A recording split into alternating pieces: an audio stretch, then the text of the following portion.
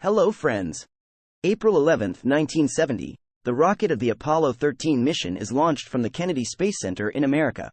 3 astronauts who are going to the moon are sitting in it. But the interesting thing is that not even a year has passed since the day Neil Armstrong first set foot on the moon. And this was the 3rd mission of NASA to send people to the moon.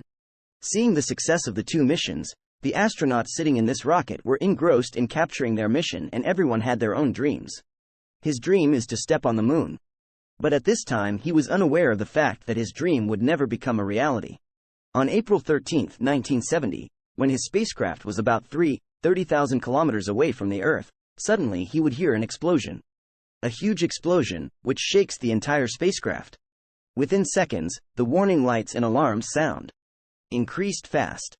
It is learned that one of his oxygen tanks has completely exploded. And in the other oxygen tank, the air is getting depleted very quickly. Mission Control on the ground couldn't believe it. They think that the instruments will be bad. But the astronauts sitting in the spacecraft, seeing them, tell that they are seeing through the window. This air is leaking. On the other hand, they see that due to the explosion, this spacecraft has deviated from its path so much that every second it is going kilometer away from the Earth. A few hours later, the astronauts sitting in Apollo 13 are so far away from the Earth that a new record is created. To date, no human has traveled as far from Earth as these 3 astronauts did during the Apollo 13 mission. Leave aside landing on the moon, now the question is whether they can return to Earth alive. This is the heart-wrenching story of Apollo 13. In the year 1961, American President John F. Kennedy promised the world that they will bring humans to peace before the end of the decade. This promise should be seen in the context of the Cold War. At that time, there was a race going on between America and the Soviet Union. A space race, who will come out on top in terms of technology. In the year 1969, both Apollo 11 and Apollo 12 missions are successful. Astronauts not only step on Chan, but also return safely to the Earth. The promise made by Kennedy comes true. But one side effect of this is that immediately after this, the interest of the people and the interest of the government, in spending money in space, goes down very fast. This is a very interesting thing. People were very excited to see a man stepping on the moon for the first time. But the second time, the third time, the fourth time, the enthusiasm of the people cannot be maintained. With this reason, the American government cuts the budget of NASA. And many future missions that were planned in the coming years, such as Apollo 20, are cancelled. So the mission of Apollo 13 comes at a very crucial time in the history of space travel. NASA had to prove to the US government that spending money in space was still worth it. The design of Apollo 13 spacecraft was similar to that of previous space missions. I had components in 4: command module, service module, lunar module, and launch escape system. This was launched by placing it on a Saturn V rocket. The 3 astronauts were seated in the command module, which is part of the spacecraft. But it is a very small part. The command module is just this cone shape, which is only 11 feet long and has a diameter of 13 feet. All instrument panels, navigation gear, radio, light support system, and minor engines were all inside this command module. The second most important part is the service module, which had most of the oxygen for the astronauts. It also had small engines and fuel cells to generate electricity. The command and service module is often combined together, called the Command and Service Module, or CSM short form. During its mission, they remain paired together until the astronauts are returning to Earth, and they separate from each other only during re-entry towards Earth. So it safely ejects the astronauts and takes them away from that place. In this video you can see where this abort system is being tested. It is a matter of coincidence that according to this plan, none of these 3 was selected for this mission. Originally there were 3 different astronauts who were selected for this mission. But there were some different problems with all 3 of them, due to which they could not participate in this mission. For this reason, it takes off the crew of 3 astronauts from the Earth. If this continues to participate, then this very spacecraft flies towards its target. It will take them 3 days to reach the framework crater of the moon. This is a huge crater present on the moon. There they get a reply with a sigh that they can get an extension of 60 days. This conversation shows that everything was going well. The mission did not face any kind of hindrance in the first 2 days. He was getting very bored. They will show the interiors of the command module and service module to the world through the camera. Now the interest of the audience was so low that no television network showed this broadcast at that time. Commander Levi's wife went to the VIP room in Mission Control to watch this broadcast. About 6.5 minutes after this TV broadcast ends, the flight controllers sitting on the ground tell astronaut Swigert to go and check the oxygen level one by one. There was nothing unusual in this. It was just a routine check of the oxygen tanks in the service module. And as soon as this check was being done, suddenly there is a huge explosion. Slowly, warning lights and alarms start ringing.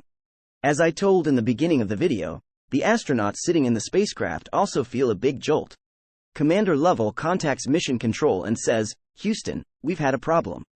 It turns out, one tank of oxygen is completely exhausted. And the oxygen in the second tank is falling down very fast. The Mission Control sitting on the ground had earlier felt that these instruments would be showing wrong, but this is the truth. There was a need for everyone to take urgent action if the lives of these astronauts were to be saved. Those who were not showing this mission in the news from TV channel calling it boring. Now suddenly this news becomes headline. The oxygen tanks present in this spacecraft were of sphere shape, in which oxygen was converted into liquid foam, used to store in the room. A heater was installed in their center, through which this liquid oxygen was converted into gas. And on Apollo 13, there were 2 such tanks of oxygen in the service module. This tank number 2 was originally installed in Apollo 10, but was removed from there for modification. And there was a minor accident regarding this. By mistake it falls down while repairing and gets damaged. The tube that was under it was damaged and no one had seen it at the time of inspection. While testing it, people had noticed that the tank was not completely empty. To completely eliminate the remaining oxygen, heaters were used here so that it could be completely boiled off. Later we learned that the thermometer installed under here could show the temperature up to a maximum of 30 degrees Celsius. But under this tank, when the heater was used to heat the oxygen, so the temperature used to reach up to 538 degrees Celsius. No one noticed this extreme heating because it was not visible in the thermometer.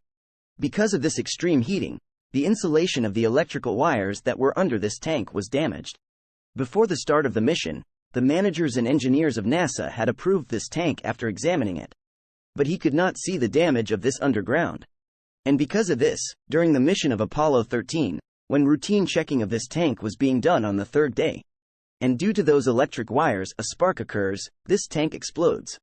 It was a matter of chance that this tank was attached to the outer side of the spacecraft.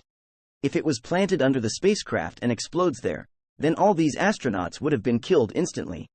But because it was planted outside, the explosion took place outside.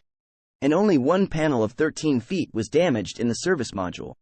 It's lava, and was there any damage in the spacecraft? Astronauts weren't that noisy. Now everyone had to take a big decision: which way to return back to Earth.